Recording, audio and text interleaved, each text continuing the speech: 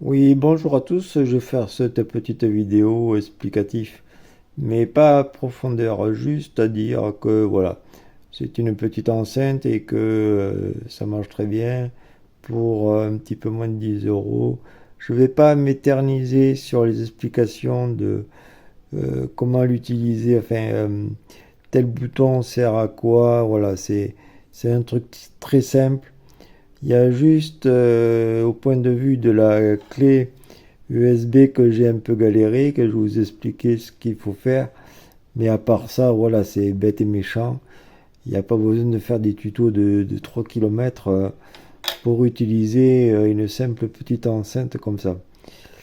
Alors les caractéristiques de cette enceinte, bon, c'est une petite enceinte que j'ai achetée à auction à un petit peu moins de 10 euros. Je crois que c'est 9,90 €, un truc comme ça, de mémoire. Alors c'est une mini partie, voilà, Bluetooth.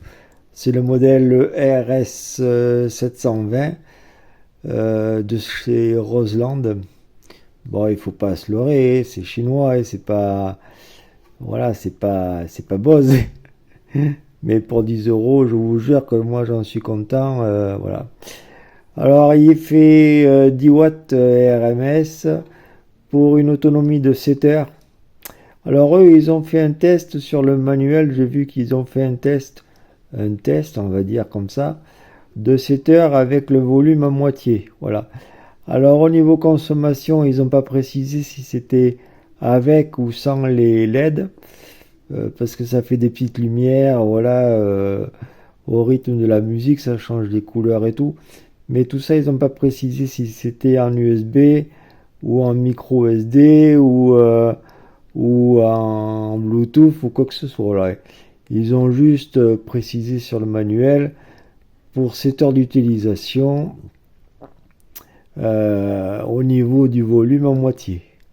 C'est déjà pas mal, 7 heures d'utilisation, même si le volume est à moitié, sur 10 watts, ça fait 5 watts.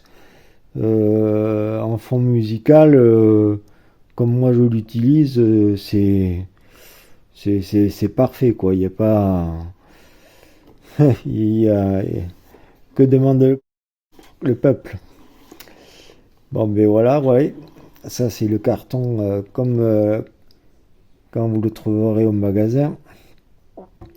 L'enceinte, la voilà. Bon, elle est pas très grande, hein. C'est portatif, c'est tout noir, c'est discret, c'est pas lourd. Ça fait quoi? J'ai pas vu le poids sur l'emballage, mais ça doit faire 1,5 kg, un truc comme ça, même pas, je sais pas. C'est vraiment pas lourd, hein. Il doit y avoir une petite batterie dedans. Tu sais, pour 10 watts, c'est pas une centrale nucléaire et pour alimenter ça. Bon, alors il y a une petite poignée pour le porter. Comme je disais, elle est pas lourde. À l'arrière, il y a des connectiques. Je sais pas si vous allez le voir. Voilà, comme ça. Moi, je le vois au téléphone. J'espère que vous allez le voir. En partant de la droite, il y a la prise de jack. Si vous voulez vous en servir à l'écouter avec un écouteur, avec un casque. Après, il y a un port micro SD. Il y a un port USB-A pour écouter la musique en MP3. Il n'y a pas d'autre format. C'est vraiment que les MP3 que ça lit. Et après, il y a le port USB-C pour la charge. L'USB-C, je pense pas qu'on puisse brancher de disque dur pour écouter la musique. C'est pas. Non, je sais pas. J'ai pas essayé, puis j'ai pas vu sur le manuel qu'ils en parlaient. Mais si ça se trouve, ça m'étonnerait parce que vu l'emplacement, euh, un micro USB-C dans le coin, là, ça doit pas. En stockage, ça doit pas rentrer, je pense pas. Enfin bon, moi je l'ai essayé en USB-A. En USB-A, ça marche bien, à part qu'il faut paramétrer le formatage de la clé pour que l'enceinte puisse le lire Voilà, ça n'a pas été simple, mais ça je vais vous l'expliquer. Je vais vous l'expliquer pour que vous galérez pas comme moi, comme j'ai pu galérer pour configurer la clé pour que l'enceinte puisse le lire. Alors après, il n'y a pas beaucoup de boutons, il y a 6 boutons qui sont tactiles, hein. Après, c'est bête et méchant, il y a pour la lumière, le power, ça c'est le mode.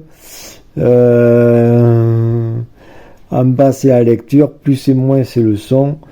Voilà, c'est bête et méchant.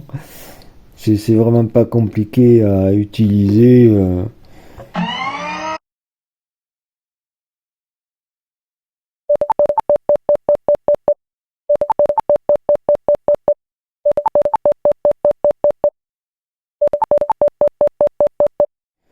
Même quand vous introduisez la clé derrière, la clé USB, quand vous l'introduisez derrière, ça le détecte automatiquement, ça met la musique en route.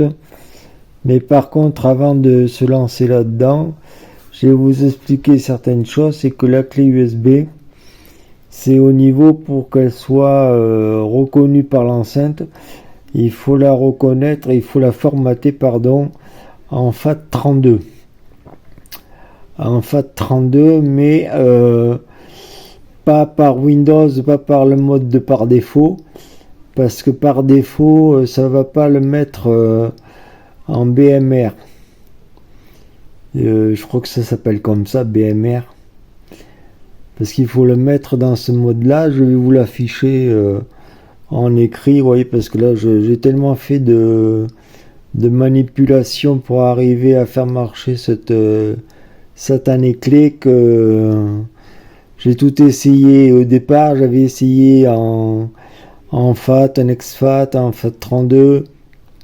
Bon, je dis quand même, ça n'a pas marché en ETFS.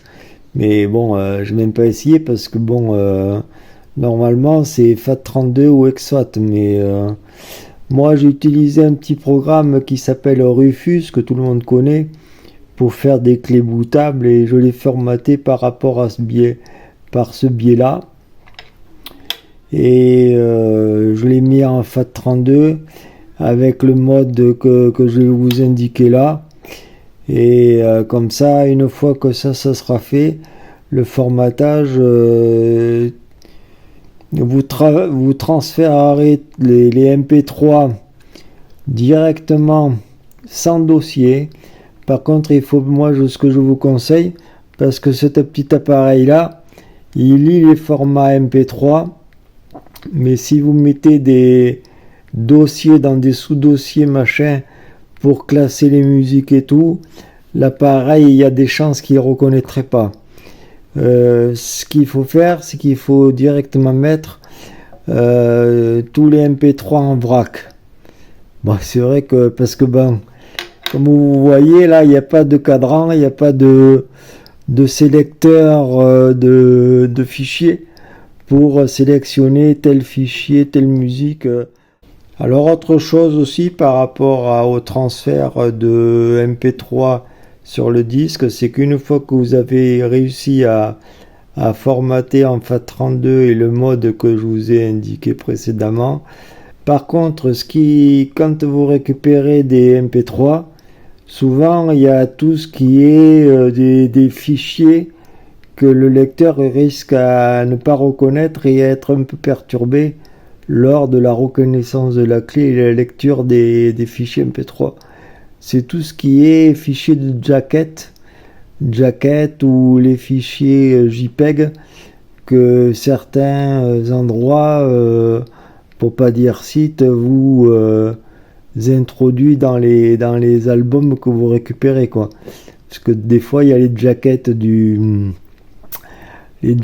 CD machin, enfin voilà et si vous les mettez parmi les MP3, l'enceinte risque de bugger un peu. Alors ce que je vous recommande, c'est de transférer bien sûr tous les MP3 et de supprimer tout ce qui n'est pas MP3 sur tous ces fichiers en vrac, voilà, de MP3.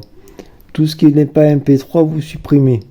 Comme ça, l'enceinte, elle risque pas d'être perturbée sur des fichiers qu'il ne reconnaîtra pas.